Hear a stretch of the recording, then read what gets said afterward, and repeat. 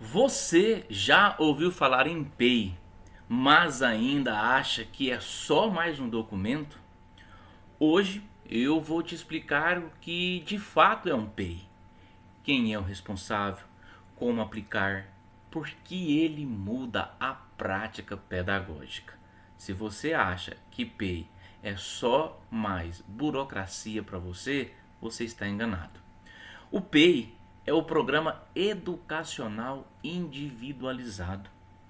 Ele organiza os objetivos, estratégias, adaptações, apoios. Isso para garantir o aluno, né, o público-alvo da educação especial, para que ele aprenda no currículo comum conforme a BNCC. Lembre-se, o PEI ele não é um laudo e muito menos um relatório clínico. Não substitui o planejamento do professor. O PEI, inclusive, ele deve ser elaborado de forma colaborativa. Professor regente, AE, coordenação, família, equipe multidisciplinar. Mas é importante deixar claro, quem aplica o PEI no dia a dia é o professor da sala regular. O AE complementa, não substitui o plano. Um bom PEI, ele não começa pelo diagnóstico quando chega ali o laudo. Na verdade, ele começa da observação que o professor tem em sala de aula do aluno, onde ele encontra as dificuldades dele, que é a barreira, e o que está impedindo essa criança de aprender. O PEI, ele é muito mais do que preencher papel. O plano educacional individualizado, o PEI, é um instrumento de planejamento, acompanhamento do processo de aprendizagem e do desenvolvimento de estudantes com deficiência, transtorno do espectro autista, altas habilidades, superdotação, cuja referência é a trajetória individual de cada um. Mas isso não fala somente do aluno que tem esse tipo de transtorno, não. Na verdade, ele engloba todos os outros transtornos. Não é somente para o autista, mas para um TDAH, para um aluno que é TOD. Tá? Então, tudo isso é o objetivo do PEI. Ele visa registrar esse caráter individual de cada aluno para que, usando estratégias adequadas, ele possa aprender, assim como os outros estudantes no ensino regular. Ou seja, o PEI ele não é só, né, mais ali um papel, ele vai individualizar, ele vai colocar aquele aluno em evidência. O aluno que tem aquela dificuldade, o PEI vai assegurar o desenvolvimento dele. É para isso que serve o PEI. O PEI ele não pode ser geral, um PEI para vários alunos, não. Plano educacional individualizado. Bom, aqui nós vamos falar sobre o modelo, né, dos PEIs. Eu vou ensinar para vocês um pouco aí sobre a questão de que o PEI ele não tem um padrão a ser seguido, sabe? Não é um documento rígido, porque assim cada profissional pode construir o seu, mas tem que observar alguns critérios, né? Por exemplo, habilidades acadêmicas. Quais são as habilidades acadêmicas que essa criança possui? Ou se ela não possui nenhuma? As AVDs, que é a atividade de vida diária. O que essa criança já consegue fazer? Se ela está aí na escola, ela, pelo menos, ela consegue, né, ter ali estratégias, ela consegue ter os pré-requisitos para estar em sala de aula. Como que funciona isso? Como que é a vida dela em casa? Então, da mesma forma, a gente tem que fazer essa análise clínica dentro de sala de aula. Verificar as habilidades motoras, habilidades sociais, recreação, lazer, as adaptações extracurriculares, tá? Então tudo isso a gente precisa analisar para cada situação de cada criança. Uma outra coisa, o PEI ele tem que ter objetivos. Quais são os objetivos do PEI? Né? Para que você está fazendo aquilo? Você está fazendo só para preencher um documento? É só para você colocar ali num relatório? Mas qual é o objetivo do PEI? Ele tem que ter um objetivo. Porque assim como você descobre que aquela criança tem dificuldade em tal área, você vai criar um objetivo. Vou precisar melhorar isso. Eu vou precisar fazer com que essa criança ela desenvolva aqui. Inclusive, nós temos que falar da avaliação. Porque não é só executar o plano que você fez ali. Não é só colocar os objetivos e executar. A gente tem que ter avaliação para quê? Para a gente poder entender se essa criança ela melhorou, se ela está estagnada ou se ela regrediu.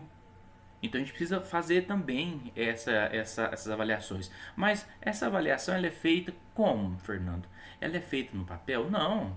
Existem vários tipos de avaliações que a gente pode ver que essa criança ela progrediu, estagnou ou regrediu, tá? Então, ó, como tá dizendo aí, ó, para um bom objetivo precisamos pensar em 5 componentes, tá? O específico, mensurável, atingível, relevante e o tempo determinado, né? Para que a gente possa ver se esse plano ele está sendo bem feito. Por que ele tem que ser específico, um objetivo específico? O que exatamente você quer alcançar? Tá? O que é a dificuldade dessa criança? O que você quer melhorar na vida dessa criança dentro da sua escola? Mensurável. Como você saberá que atingiu a meta? Você planejou. Tá ali o seu objetivo. Mas e aí você está executando? E como você viu que aquilo realmente está melhorando? Atingível. O objetivo está diretamente relacionado com os resultados da avaliação inicial do aluno. Ou seja, você avaliou aquela criança, apresentou uma dificuldade. Qual é a dificuldade dela? Tal. Os objetivos, né? Aquilo que você está alcançando, está relacionado diretamente com aquilo que você observou ou você se perdeu ao longo do caminho? Outra coisa, né? Um outro componente aí, que é o componente relevante. De que forma o objetivo será alcançado? Através de recursos, adaptações, estratégias de materiais e um tempo limite, que será, né, a observância de quanto tempo, né, esses objetivos serão alcançados. Às vezes muitas pessoas pensam que o PEI ele tem que ser feito semanalmente, quinzenalmente. Não, depende da situação daquela criança. Tem PEI que a gente revisa ele semestralmente, trimestralmente, mensalmente. Ou você fez aquele planejamento, mas percebeu que aquela criança ela não se adaptou, refaça. Porque o importante é atingir um objetivo. O primeiro objetivo é que aquela criança tenha engajamento com o seu plano. Tá? Esses planos eles não são engessados, né? Eles têm que ser muito flexíveis. Por quê? Para que aquela criança ela possa desenvolver alguma habilidade. E isso não está dizendo que ela tem que desenvolver essa habilidade dentro de uma semana. Pode durar 6 meses. Por exemplo, quero que aquela criança permaneça sentada. Eu vou fazer ali umas estratégias para que eu consiga, dentro de um tempo, fazer com que aquela criança permaneça sentada por um maior tempo. Tá? E assim por diante. Às vezes a dificuldade da escrita, dificuldade de fala, ela tem dificuldade de oralizar, ela tem dificuldade, a alfabetização dela não foi tão boa, ela tem dificuldade de conteúdo. E aí eu vou observar quais são essas barreiras dessa criança e trabalhar. E só vou mudar o meu PEI quando eu atingir aquela avaliação inicial, que eu encontrei aquela dificuldade, tá? E assim por diante. Muito bem. O que é que tem que conter no PEI? Vou mostrar aqui para vocês agora um modelo de um PEI que a gente pode usar como um parâmetro para que vocês realizem de vocês aí. Olha só.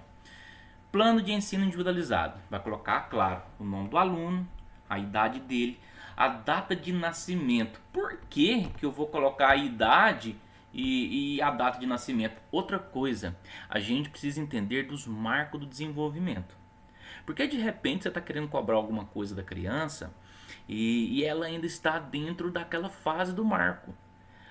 A gente tem que saber que cada etapa essa criança ela faz um tipo de coisa. Tá? E assim, imagine que uma criança hoje ela tem aí 48 meses. né? 48 meses, 4 anos. O que ela já consegue fazer? O que ela não consegue? O que está dentro do marco do desenvolvimento? Bom, ela atingiu já esses 4 anos. Ela tem 4 anos e 6 meses, vamos imaginar isso. Então ela não atingiu os 5 anos. E aí a gente precisa perceber isso. Para quê? Para não cair no erro, tá? Para não cair no erro de achar que essa criança ela está em atraso, ou ela já tem que estar fazendo, né? Ou aquela criança ela está além. Porque cada criança tem seu tempo, a gente precisa identificar isso. Colocar também aí nesse cabeçalho aí a avaliação, qual que é o tipo de avaliação que você fez, quem é o professor regente e quem é o mediador escolar. O mediador escolar, no caso, seria o professor ali do AEE, tá? Outra coisa que a gente tem que colocar no nosso PEI, dentro aí, é aquela observação da criança. A gente precisa fazer com que ela permaneça mais tempo com a gente. Mas é assim, ó. Os interesses dela. O que ela gosta? Você tá ali, observou aquela criança, conseguiu regular, ela vai ficar na sala de aula, na escola, porque tem umas que são resistentes, né? Nem querem ficar em escola. Mas aí você descobriu que ela gosta, ela tem interesse de algumas coisas. A gente vai fazer o levantamento dos reforçadores do aluno, que é aquilo que deixa a criança regulada. Por exemplo, ela gosta de um brinquedo, né? Um dinossauro, um carrinho, bolas de sabão, jogos, reforçador sensorial, um tablet, massinha, que mais que ela gosta, né? O reforçador social, tudo isso aí a gente precisa estar observando. Para quê? Para facilitar o dia a dia nosso na elaboração do plano, tá? Do plano educacional aí, tá? Ó, uma outra coisa que a gente precisa estar observando dentro desses critérios aí: as necessidades da criança, o que aprender e ensinar, são as barreiras. Você observou a criança e aí viu as dificuldades dela, nós encontramos as barreiras. Qual que é a dificuldade dela no aprendizado? O que nós precisamos ensinar essa criança? Isolamento social, é uma criança que se isola muito. Desorganização do ambiente, dificuldade de permanecer sentada, déficit na comunicação, ela tem muitas estereotipias, baixo contato visual, ela é heteroagressiva ou autoagressiva, ela machuca alguém, né? Ela sempre está agredindo alguém, ou ela está sempre se machucando também, se mordendo, né? Fazendo alguma coisa. Ela tem dificuldade na rotina, dificuldades sensoriais, distratores do ambiente. Acontece demais em escolas, né? Tem muitos distratores dentro na sala de aula. Dificuldade de seguir instrução. Qual que será de fato então, por onde nós devemos começar com a planejar, né? Aí depois que você descobre as necessidades, né? Vê ali quais são os reforçadores, descobre as necessidades dela, a gente tem o que? Já estipular a metas, né, e prazos. Em quanto tempo isso? De quanto em quanto tempo? Igual eu disse para vocês, ele pode ser semestral, trimestral, bimestral, ou pode ser aí também de uma maneira assim que esse plano ele não pode ser engessado, tem que ser algo flexível. Depende muito do que você quer que aquela criança alcance, tá? Se você atingiu aquilo dentro de uma semana, ótimo. Então mude, né? Faça um outro. Vá para a próxima barreira, a próxima dificuldade dessa criança. Os recursos, né? Recurso e estratégia. Aqui nós vamos colocar a estratégia de adaptação necessárias para atender o aluno. Professor de apoio, ele precisa de um professor de apoio, precisa de atividades adaptadas, recursos visuais, rotinas, pareamento de imagem com texto, materiais concretos, né? Números concretos, alfabeto móvel, tampinha, disco sensorial para aumentar o tempo de permanência na cadeira, né? Então, tudo isso aí, gente, a gente consegue fazer, montar dentro da sala de AEE também, trazer esse material. Por exemplo, assim, lá na BNCC está contemplando que aquela criança ela precisa aprender de formas geométricas. E aí eu tenho lá o livro didático, né, que traz as formas geométricas e tal, mas a criança ela não consegue associar uma coisa com a outra. Então eu vou elaborar um material, ou já existem vários materiais prontos, né, que a gente utiliza aí como modelos para trabalhar forma geométrica, por exemplo. É, eu posso pegar, eu tenho aqui um controle, né? Posso trabalhar uma forma geométrica com ela. Eu tenho aqui uma caixinha de som, posso falar para ela. Ela precisa fazer essa associação. Ela precisa entender a funcionalidade, porque é diferente da gente. Você sabe o que são as formas geométricas, você aprende a forma geométrica e vai descobrindo. Então, assim, mostre de uma outra forma, tá? Sobre essa questão das formas geométricas para ela uma ideia, né? E a gente vai fazendo essas adaptações para que até que contemple, na verdade, o que se pede dentro da BNCC. Porque a gente não pode fazer um UPEI longe da BNCC, né? Longe do que é a realidade escolar. Vou fazer um plano ali para aquela criança passar tempo ali comigo ali, para ela fazer uma atividade. Não é assim. Ela tem que aprender o conteúdo que está sendo feito em sala de aula. Só que de uma maneira adaptada, de uma maneira que para ela seja mais fácil compreender. A gente tem que adaptar aquilo para ela, tá? Não pode ser igual das outras, porque senão a gente cai no erro de não fazer um PEI, mas seguir o plano de aula. E como eu disse para vocês, o PEI ele não é um plano de aula, certo? Então assim, fizemos as metas. Quanto tempo? Quanto dias, né, meses que a gente vai usar para elaborar o PEI, né, para aplicar o PEI. A criança desenvolveu? Ótimo, então passar para outro. Agora, quem é que aplica? Quem são os profissionais envolvidos? Professor regente, que é o responsável, professor de apoio, equipe multidisciplinar, os pais precisam demais trabalhar com os pais, tá? Gestão escolar, todos da gestão escolar precisam estar imbuídos para o desenvolvimento do PEI. E o professor do AR, tá? Todos esses aí são as pessoas responsáveis aí. Agora, uma outra coisa aqui. Os objetivos, como eu já tinha falado para vocês. Ele deve ser de maneira ampla, né? Qual é o objetivo do plano de ensino? Precisa identificar.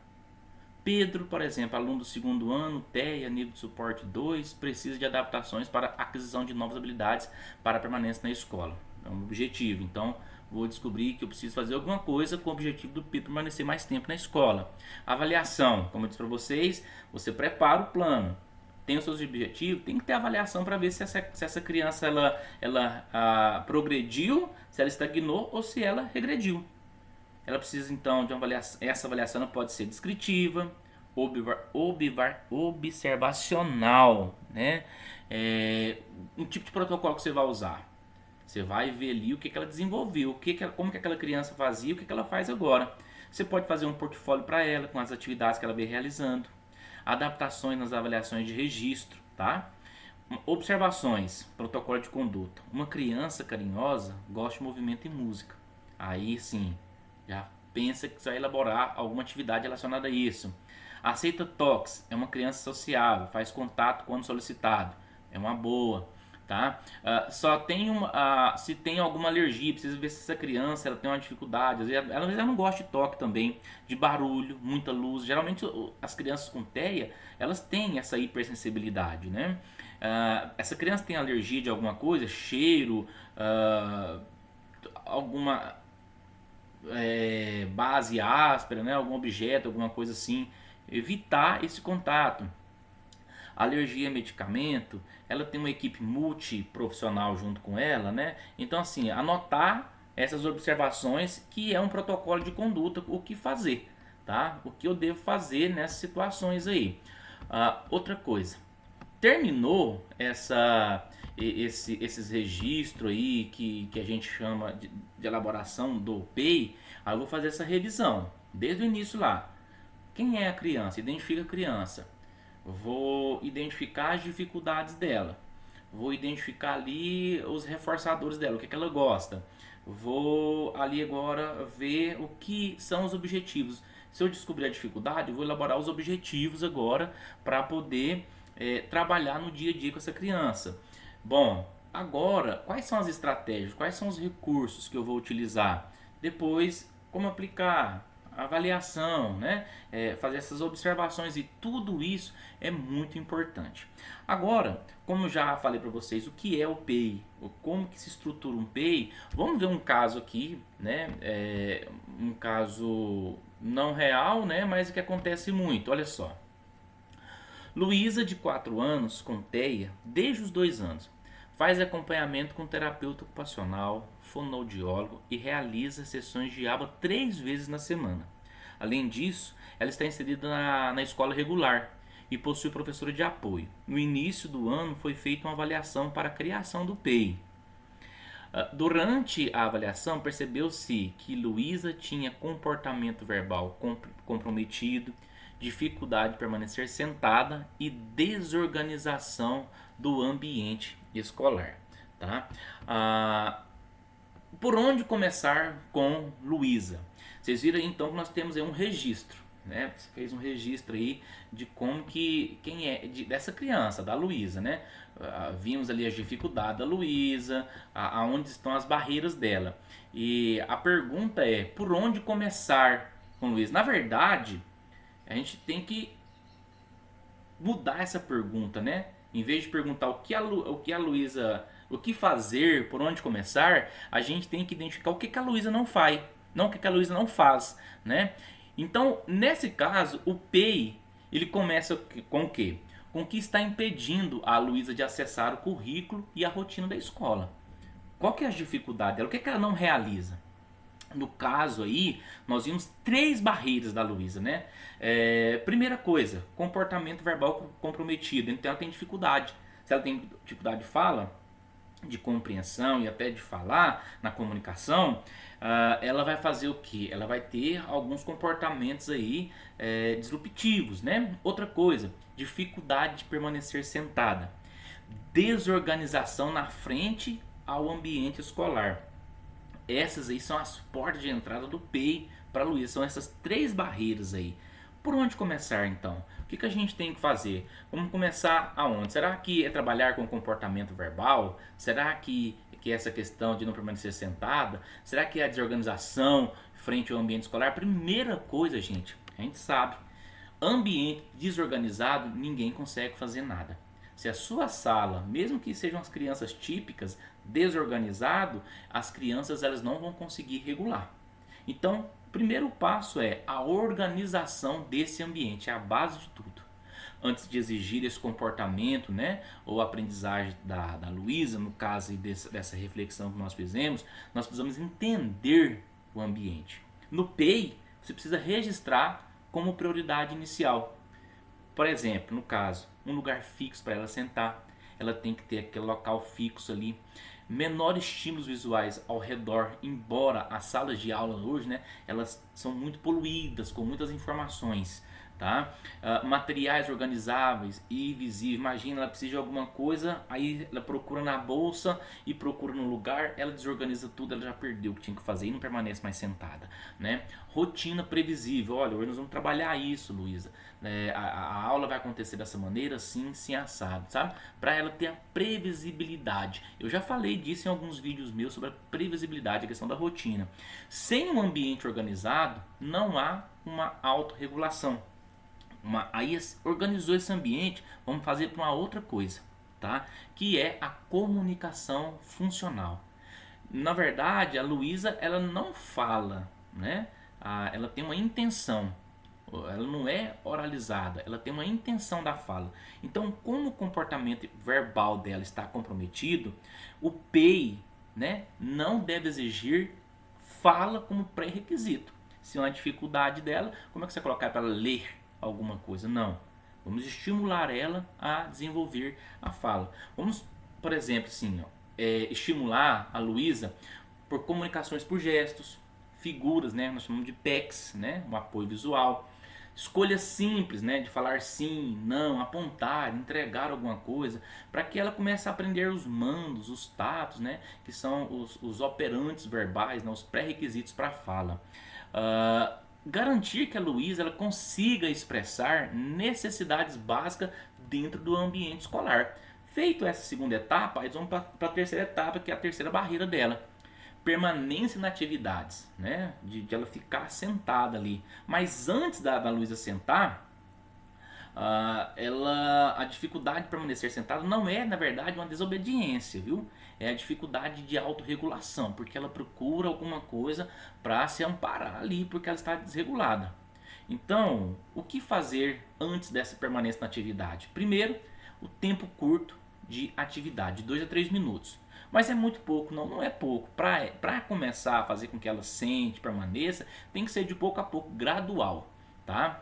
Alternância, sentar, levantar, sentar, para que ela aprenda isso. Atividades com movimentos controlados, pausas sensoriais planejadas, sabe? E tá sempre ali, não deixando ela desregular, porque a partir do momento em que ela desregula toda a sala. Sentar, ela só vem depois que a Luísa condicionar isso, né? E conseguir entender o que é permanecer. E aqui a gente vê o papel importantíssimo do professor de apoio, né? Professor de apoio, que em inglês tem um nome em inglês, né? Chama shadow, né? Que quer dizer sombra, né? Ou seja, tem que permanecer ele do lado dela. Embora em muitas situações a professora de apoio ela não precisa ser uma sombra, mas ela é uma mediadora. Agora, algumas crianças ela tem que funcionar só mesmo ali como apoio para tentar direcionar.